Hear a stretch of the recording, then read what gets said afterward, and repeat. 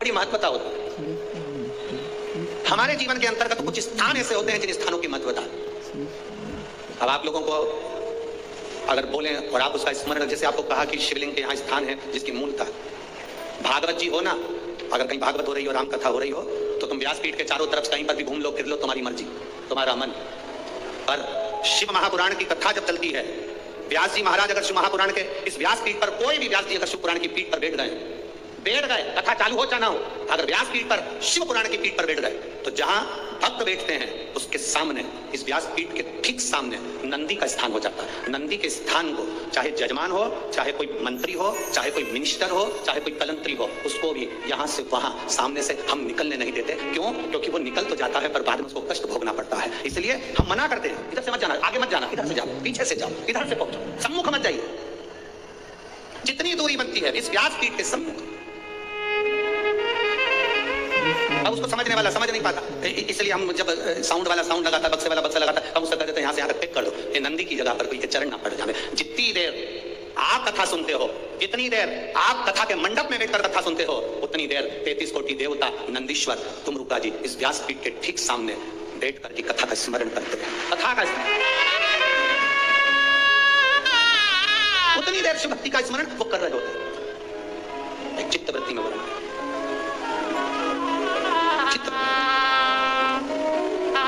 कई कैमरे वाले ऐसे होते हैं, फोटो खींचने वाले होते हैं, हम उन्होंने अभी तक शिव पुराण में कभी गए नहीं होते हैं, वो क्या भागवत जी में गए हैं, राम कथा में गए हैं, तो कहीं से भी निकल जाते हैं, उनको अंदाजा नहीं रहता। हमारे भक्त उनसे कहते भैया सामने से नहीं जाना, जाना पीछे से, आप उधर से जाना, शिव के पीछे से निकल जाना, सम्मुख मत जाना। तुमरुका जी है, नंदीश्वर है, उनके गण है, वहां स्थान है उनका। जितनी देर व्यासपीठ पर व्यास जी बैठा है उतनी देर तक वो स्थान मूल है। व्यास जी नीचे उतर गया, तुम पूरी व्यासपीठ पर कहीं पर भी घूमो, जब तक कोई पंडित शिव पुराण वाचने नहीं बैठा तब तक तुम पूरी व्यासपीठ पर कहीं पर भी घूमो, कोई मतलब नहीं। पर जिस समय पर व्यास बैठ गया उस समय पर तुमरुका जी को आवाहन कर कर, नंदीश्वर को आवाहन कर कर, झोली पसार कर, उसको प्रणाम कर कर, आमंत्रित करके, झाड़ू लगा के, बाबा आपका स्थान साफ कर दिया है, आओ आप बैठो, तुमरुका जी आओ, नंदीश्वर आप बैठो, आपका स्थान हो गया। 3 बार झाड़ू लगाकर बाबा को स्थान देकर तब व्यास जी व्यासपीठ पर बैठता है शिव पुराण करने।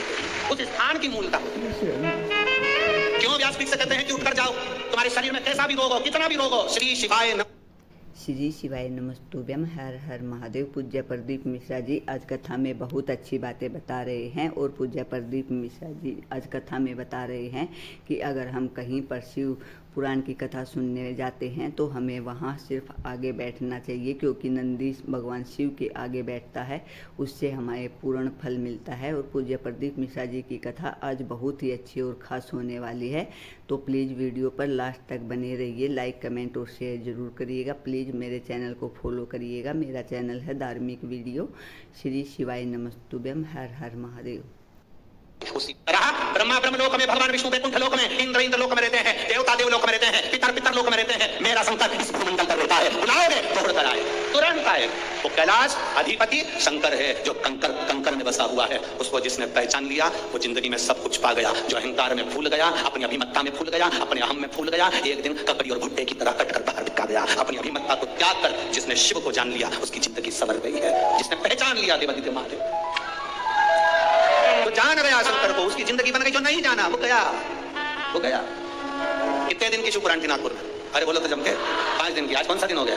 तीसरा। कल चौथा, परसों पांचवा। कल के दिन भी यही 2 बजे से 5 तक 12 तक कथा हो जाएगी। परसों के दिन सुबह 8 बजे से 11 बजे तक कथा पूरी हो जाएगी। टीवी पर 2 बजे से 5 बजे तक आ जाएगी। 11 बजे जो यहाँ सुनने वाले हैं वो सुबह सुनेंगे, अपने अपने घर चले जाएंगे। जो लड़ने वाले हैं, झगड़ा करने वाले हैं, वो यहीं की धरे की धरे रह जाएंगे। जिनको कथा से मतलब था उसने गोली भर ली और बटोर भर ले गया। जिसको दुनिया से मतलब था वो पड़ा की पड़ा ले गया। जिसको कथा से मतलब था उसने झोली भर भर कर बटोर लिया, महादेव से मांग लिया, बाबा खाली मत भेज देना। आज हम जब मोहन तेज भाऊ जी के यहाँ पर वहाँ पर थे, आमदार जी के यहाँ, तो वहाँ पर कोई झांसी वाले भैया बता रहे थे कि यहाँ, झांसी वाले नहीं, यहीं के कोई भाई बता रहे थे कि हम जा रहे हैं गुरुजी, इसी के सामने कोई परिवार रहता है, उसके घर में कई सालों से बच्चे नहीं थे, कई साल हो गए थे बच्चे नहीं। गुरुजी वो सिहोर गए, बाबा को कहकर आ गए, बाबा सब दूर धक्के खाली है, अब तेरे दरवाजे का धक्का मत निकाल देना, मुझे औलाद जरूर देना। और बाबा ने उसके घर में ये 11 तारीख जो गई, उस 11 तारीख को 2 बच्चे दे दिए बाबा की कृपा से, एक बेटा और एक बेटी। किसने बताया था? अच्छा पीछे है वो, उन्होंने बताया था। हम जहाँ भाव के यहाँ रुके हैं ना, विधायक जी के, आमदार जी के, वहाँ उनके यहाँ बता रहे थे ऐसा। तो ये शिव तत्व है, वो घड़ी है शंकर। क्या देगा आपको भी नहीं मालूम पड़ेगा। आप दिल से सुन लो उसको, दिल से सेवा करने का मौका मिले दिल से सेवा कर लो। पानी आप दिल से सुन लो उसको, दिल से सेवा करने का मौका मिले दिल से सेवा कर लो। पानी पिलाने का मौका मिले, कमाने के लिए पूरी जिंदगी पड़ी है, कमाने के लिए पूरा साल पड़ा है, 5 दिन मिले थे, दोनों हाथों से जिसको जो खिला सकते थे, पानी पिला सकते थे, भोजन करा सकते थे, खिचड़ी खिला सकते थे, खिला लो। 5 दिन मिले हैं, इस दिल से जितना लुटा सकते हो लुटा लो, और एक डायरी में लिख के रख लो कि मैंने 50 रुपए का पानी पिलाया, उस 50 रुपए का 1.5 महीने इंतजार करना, वो कितना देता है उसके ऊपर निर्भर करेगा। लिख कर भी रखना, तारीख लिखना, कितनी तारीख को मैंने इतना खिलाया था, 1 पाउच पानी का पिलाया था, 1 कप चाय पिलाई थी, या 1 दोने में मैंने प्रसाद किसी को खिलाया था, मैं घर से पूरी बना कर ले गई थी, किसी को भोजन करा दिया, शंकर का कोई भक्त कथा सुनने आया था, उसको मैंने पूरी, मैंने पूरन पोड़ी, मैंने आम की जो भी तुम बनाए हो वो मैंने बाबा कर दी, उसका फल क्या होता है वो अपने अंदाजे में रखिएगा। क्या देता है शंकर, क्या? नमुची, नमुची शिव की कैलाश तक पहुंच गया, चारों तरफ देख रहा है, शिव पार्वती नहीं है, क्योंकि प्रदोष के दिन, प्रदोष काल में मेरे देवती देव महादेव नंदी के कहने पर चल दिए भक्तों के घर, प्रदोष का, प्रदोष की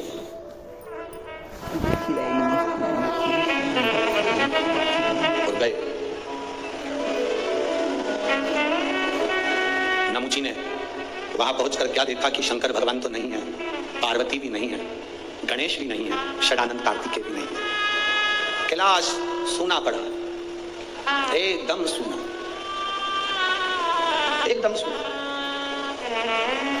नमुची ने देखा कि एक रुद्राक्ष का मन का, शिव जी के गले में जो मन के पड़े थे, शंकर के गले में जो माला पड़ी थी, उसमें से रुद्राक्ष का मन का भूमि पर पड़ा, एक मन का, एक मन का। कभी कभी कुबेरेश्वर धाम से आया हुआ रुद्राक्ष हो, या तुम्हारे घर में रखा हुआ रुद्राक्ष हो, या गले में पड़ा हुआ रुद्राक्ष हो, बीच में से चटक जाता है, फट जाता है, टूट जाता है, अंदाजा लगाना कोई विपदा की घड़ी तेरे ऊपर आने वाली थी, तेरे घर पर आने वाली थी, देवती देव महादेव ने अपने ऊपर छीन ली, टूट गया, टूट गया। और शंकर का शिवलिंग कभी खंडित नहीं होता, मालूम है आपको? आपको मालूम है कि नहीं? रुद्राक्ष और शंकर का शिवलिंग कभी खंडित नहीं होता, टूट गया तो भी जोड़कर उसको रखा जाता। शंकर का शिवलिंग बीच में से टूट गया तो भी विसर्जन नहीं होता, शंकर का शिवलिंग तो भी पूज्य है। 1000 टुकड़े भी हो जाए उस शिवलिंग के तो भी उसकी पूजन होगी, 25,000 टुकड़े भी शिवलिंग के हो जाएं तो भी उसकी पूजन होगी, क्योंकि शंकर के टुकड़े टुकड़े हो जाएं तो भी शंकर कभी समाप्त नहीं होता, वो एक एक कंकर में शंकर होता है। शिवलिंग का टुकड़ा भी हो जाए तो यह नहीं कहा जाता कि मेरा शिवलिंग खंडित हो गया, ना ना, शंकर भगवान ने कृपा कर अगर 2 टुकड़े हुए हैं तो शिव पार्वती दोनों आनंद के साथ बैठे हैं, अगर ज्यादा टुकड़े हो गए तो मेरे महादेव सहस्त्रेश्वर शिवलिंग बनकर, हजारों शिवलिंग बनकर बैठ गए, वो सहस्त्रेश्वर महादेव बन गया, सहस्त्रेश्वर महादेव के रूप में विराजित हो गए। दूसरी कोई मूर्ति हो खंडित हो गई, टूट गई तो वो खंडित कहलाती है, दूसरे देवता की मूर्ति होगी टूट गई, खंडित कहलाती है, और शंकर भगवान का शिवलिंग अगर खंडित हो भी गया, टूट भी गया तो वो खंडित नहीं कहलाता, वो खंडित नहीं कहलाता। एक एक कण कण में शंकर है, जितने टुकड़े हो रहे हैं उसमें भी शिव है, वो खंडित नहीं। हिमाचल प्रदेश में बिजली महादेव, आप लोगों में से किसी ने दर्शन करे? मनाली में बिजली में करें आप लोग, और कोई ने भी करें? मनाली में बिजली महादेव, मनाली में बिजली महादेव के ऊपर बिजली गिरती है आकाश की, महादेव के टुकड़े हो जाते हैं। कभी नेट पर सर्च करना, छोटे छोटे टुकड़े महादेव के बिजली गिरने से पूरे महादेव के टुकड़े टुकड़े हो जाते हैं, बिजली महादेव। तब पूरे नगर में सूचना दी जाती है कि आज बिजली महादेव पर बिजली गिर गई, महादेव के टुकड़े हो गए, महादेव को वापिस जोड़ना है। पूरे गांव से मक्खन एकत्रित करा जाता है, माखन ले जाकर ऊपर एक साधारण सा परिवार जिसकी मर्जी हो, जो सब दूध दीक्षा मांगकर माखन एकत्रित कर ले, वो लेकर पहुंच जाता। शिव जी के टुकड़े उठाता है, उसको माखन से जोड़ता रहता है, पूरा दिन उसको मक्खन से भगवान शंकर को जोड़ने में लग जाता है। 1 लोटा जल देवादिदेव महादेव का नाम लेकर वो डालता है, मक्खन पूरा की पूरा पिघल जाता है, शिवलिंग जुड़ जाता है, वो शिवलिंग वापिस निर्माण हो जाता है। वो बिजली महादेव साल में 2 से 4 बार बिजली महादेव पर बिजली गिरती है, और साल में 4 बार बिजली महादेव टूट कर गिरते हैं। कभी कुल्लू मनाली जाएं तो दर्शन कर आना बिजली महादेव का, तो टुकड़े टुकड़े हो जाते हैं, तो जोड़ा उनको जोड़ दे। कभी अगर समय मिले आपके पास में तो कभी स्मरण करिएगा बिजली महादेव। शिव सरल, शिवानंद, उसको पहचानने वाला, उसको जानने वाला सरल सहज नहीं, सरल सहज, उसको पहचानिए। और जिस समय पर आप जान गए कि शंकर खंडित नहीं होता, जिस समय पर आप जान गए कि शंकर कभी खंडित नहीं होते शिव, और तुम्हारे गले में, तुम्हारे घर में रुद्राक्ष है, उसके टुकड़े हो गए, उसको वापिस जोड़ने का प्रयास करो, वापिस नहीं जुड़ता उसको एक कपड़े में बांध कर रख लो। शिव शंकर का शिवलिंग और रुद्राक्ष कभी खंडित नहीं कहलाता, उसका फल उतना की उतना ही रहता, उसका फल उतना की उतना ही रहेगा, उसका बल उतना की उतना रहेगा, वो कभी खंडित नहीं, उसका बल उतना की उतना। इसलिए शंभु शरणे पड़ी मांगू घड़ी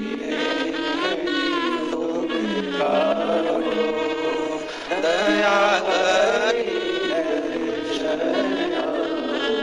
उसका फल कभी समाप्त नहीं।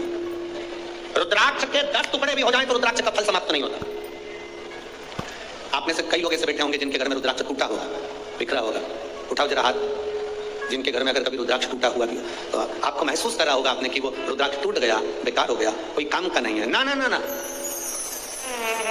शंकर भगवान की एक बेलपत्र, शिव बेलपत्र जो शंकर जी पे समर्पित हो गई, समर्पित होने के बाद उठाने में टूट गई, खंडित हो गई। शिव जी पे चढ़ी थी, पूरी थी, पर जब चढ़ने के बाद बहुत सारी उठाई गई तो टूट गई, खंडित हो गई, टूट गई, खंडित हो गई, वो खंडित नहीं कहलाती। शिव जी पे चढ़ने के बाद जो बेलपत्र का अगर एक पत्ता भी तुमको मिला तो वो पूरी बेलपत्र कहलाती है, वो आदमी नहीं कहलाती। शंकर भगवान पर चढ़ने के बाद अगर बेलपत्र का एक पत्ता भी तुमको मिला है तो वो खंडित नहीं, वो पूर्ण है। नमस्तुभ्यम, हर हर महादेव। आज पूज्य प्रदीप मिश्रा जी ने कथा में बहुत अच्छी बातें बताई हैं। पूज्य प्रदीप मिश्रा जी ने बताया है कि शिवलिंग और रुद्राक्ष कभी भी खंडित नहीं होते, चाहे उसके 1000 टुकड़े हो जाए, और हमें वो विसर्जन नहीं करना चाहिए। अगर जुड़ जाए तो बहुत अच्छा है, अगर ना जुड़े तो किसी कपड़े में बांध कर रख लीजिए, उसका उतना ही फल मिलेगा। पूज्य प्रदीप मिश्रा जी ने आज कथा में बहुत अच्छी बातें बताई हैं, और पूज्य प्रदीप मिश्रा जी ने बताया है कि अगर हम भगवान शिव की भक्ति मन से करते हैं तो भगवान शिव हम पर मेहरबानी जरूर करते हैं और हमारी हर मनोकामना करते हैं। आशा करती हूँ कि आप सभी को वीडियो पसंद आया होगा। अगर वीडियो पसंद आया हो तो एक लाइक और एक कमेंट अवश्य करें, और कमेंट बॉक्स में हर हर महादेव अवश्य लिखें। लेकिन उससे पहले मेरे चैनल को लाइक, कमेंट और फॉलो जरूर करिएगा, क्योंकि अगली वीडियो की नोटिफिकेशन आप तक पहुँच सके। श्री शिवाय नमस्तुभ्यम, हर हर महादेव।